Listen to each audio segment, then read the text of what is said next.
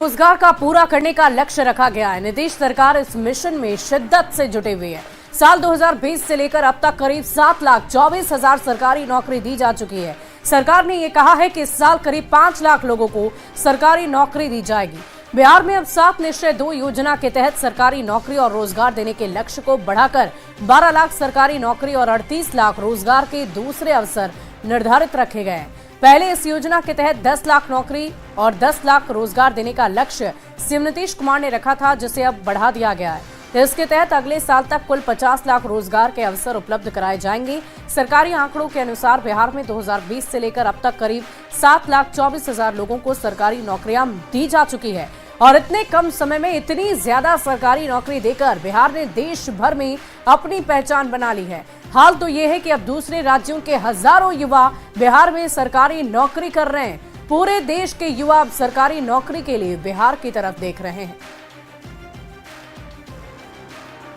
सोच लिया था 2020 में कि हम लोग उसके लिए नौकरी के लिए 10 लाख नौकरी करेंगे और 10 लाख रोजगार, तो यही शुरू किया। लेकिन अभी क्या स्थिति है? 10 लाख नौकरी में अभी 9,35,000 हो चुका है और उससे ज्यादा हो रहा है। तो इसलिए इस बार के चुनाव के पहले अब 10 लाख की जगह पर 12 लाख ये होगा नौकरी वाले में, और जो रोजगार का भी हम 10 लाख किए थे उसका तो अभी ये 24 लाख हो गया और उसमें भी उसका रहा है। तो उसके लिए न सिर्फ आप समझिए कि 24 लाख होगा बल्कि और बढ़ेगी और कुल मिलाकर के वो 38 लाख हो जाएगी।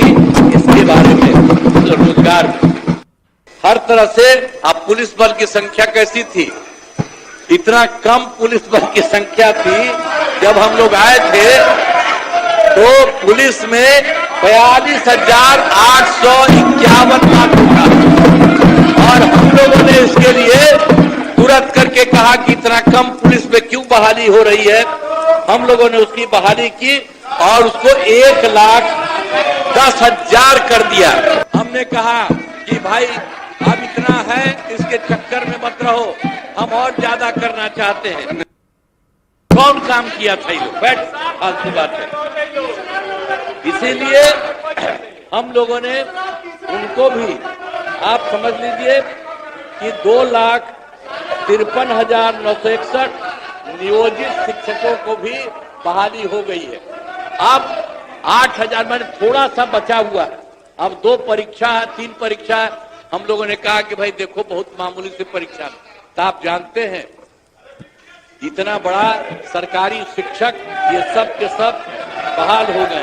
वहीं झारखंड विधानसभा के बजट सत्र का 7वां दिन। सदन में आज बजट पर बहस होगी। बजट के आय व्यय के अनुदान पर मांगों पर चर्चा होगी और विपक्ष के सवाल का जवाब सरकार देगी। बजट पर वाद विवाद से पहले सदन में प्रश्नकाल चलेगा।